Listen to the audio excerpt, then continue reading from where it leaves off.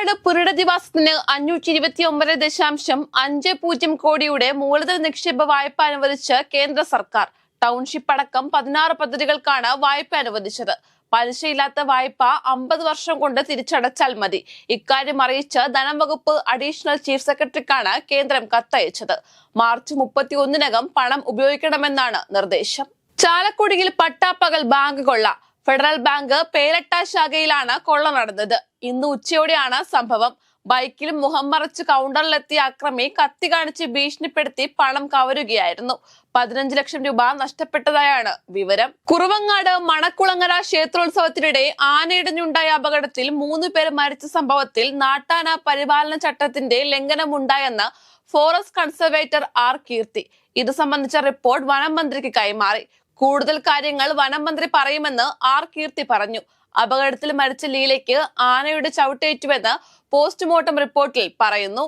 കായിക മന്ത്രിക്കെതിരെ ആഞ്ഞടിച്ച് Kerala Olympic association. ദേശീയ ഗെയിംസിൽ കേരളത്തിന്റേത് ഏറ്റവും മോശപ്പെട്ട പ്രകടനമാണെന്നും ഇതിന് ഉത്തരവാദി കായിക മന്ത്രിയും സ്പോർട്സ് കൗൺസിലുമാണെന്നും ഒളിമ്പിക് അസോസിയേഷൻ പറഞ്ഞു. കായിക മന്ത്രിയുടെ പ്രകടനം വട്ടപൂജ്യം. കായിക മേഖലയിൽ ഒരു സംഭാവനയും കായിക മന്ത്രിയിൽ നിന്നോ സ്പോർട്സ് കൗൺസിലിൽ നിന്നോ ലഭിക്കുന്നില്ലെന്നും വിമർശനമുയർന്നു. അതിരപ്പിള്ളിയിൽ മസ്തകത്തിന് മുറിവേറ്റ നിലയിൽ കണ്ടെത്തിയ ആനയെ മയക്കുവെടി വെക്കാനുള്ള ദൗത്യം നീട്ടി. മയക്കുവെടി വെക്കാൻ ആനയുടെ ആരോഗ്യം മെച്ചപ്പെടണം. 3 ദിവസം കൂടി ആനയെ നിരീക്ഷിക്കുമെന്ന് ഡോക്ടർ അരുൺ സക്രിയ അറിയിച്ചു. കാട്ടാക്കടയിൽ വിദ്യാർത്ഥിയെ സ്കൂളിൽ തൂങ്ങി മരിച്ച നിലയിൽ കണ്ടെത്തിയ സംഭവത്തിൽ കൈമലർത്തി സ്കൂൾ പ്രിൻസിപ്പൽ. പരുത്തിപ്പള്ളി VHSS സ്കൂളിലെ പ്രിൻസിപ്പൽ പ്രീത ആർ ബാബുവാണ് ഓഫീസിൽ സംഭവിച്ച കാര്യങ്ങളെക്കുറിച്ച് തനിക്കറിയില്ല എന്ന വാദമുയർത്തിയത്. സംഭവത്തെപ്പറ്റി വിശദീകരണം ക്ലർക്കിനോട് തേടുമെന്നും പ്രിൻസിപ്പൽ പറഞ്ഞു. കോൺഗ്രസും BJPയും വിട്ടുനിന്നതോടെ എലപ്പുള്ളി പഞ്ചായത്തിൽ CPIMന്റെ അവിശ്വാസ പ്രമേയം ചർച്ചയ്ക്കെടുത്തില്ല. 11 അംഗങ്ങൾ ഉണ്ടെങ്കിൽ മാത്രമേ അവിശ്വാസം ചർച്ചയ്ക്കെടുക്കൂ. LDFന്റെ 8 അംഗങ്ങൾ മാത്രമാണ് എത്തിയത്. ഇതോടെ കോറം തികയാതെ വരികയും അവിശ്വാസ നീക്കം പാളുകയുമായിരുന്നു. ഗാന്ധിനഗർ നഴ്സിംഗ് കോളേജിലെ റാഗിംഗ് അതിക്രൂരമെന്ന് ആരോഗ്യമന്ത്രി വീണ ജോർജ്.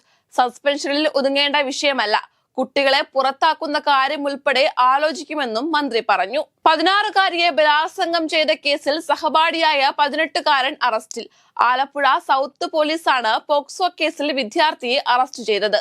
അസൈൻമെന്റ് എഴുതാൻ സഹായിക്കണമെന്നാവശ്യപ്പെട്ട് 16-കാരിയെ വീട്ടിൽ കൊണ്ടുപോയി പ്രതി ബലാത്സംഗം ചെയ്യുകയായിരുന്നുവെന്ന് പോലീസ് പറയുന്നു. നെന്മാറ ഇരട്ടക്കൊലക്കേസിൽ പ്രതി ചെന്താമരയ്ക്കെതിരായ മൊഴിമാറ്റി നിർണായക സാക്ഷികൾ. കേസിലെ നിർണായക സാക്ഷികളായ 4 പേരാണ് മൊഴി മാറ്റിയതെന്ന് അന്വേഷണ സംഘം പറഞ്ഞു. സുധാകരനെയും മാതാവിനെയും കൊലപ്പെടുത്തിയ ശേഷം ആയുധവുമായി ചെന്താമര നിൽക്കുന്നത് കണ്ടെന്ന മൊഴി നൽകിയ അയൽവാസിയായ പുഷ്പ മാത്രം മൊഴിയിൽ ഉറച്ചു നിൽക്കുകയാണ്. മണിപ്പൂരിൽ രാഷ്ട്രപതി ഭരണത്തെ എതിർത്ത് മെയ്തേയ് വിഭാഗം. പുതിയ മുഖ്യമന്ത്രിയെ കണ്ടെത്തണമെന്നും MLA-മാർക്ക് സഭാ നേതാവിനെ തിരഞ്ഞെടുക്കാൻ അനുവാദം നൽകണമെന്നുമാണ് മെയ്തേയ് സംഘടനകളുടെ ആവശ്യം.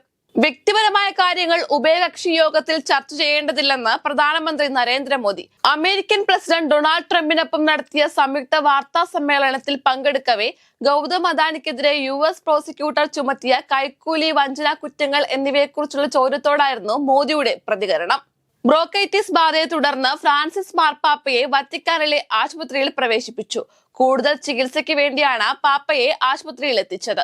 ഇന്നും പതിവ് പോലെ ഫ്രാൻസിസ് പാപ്പ വിശ്വാസികളുമായി കൂടിക്കാഴ്ച നടത്തിയിരുന്നു.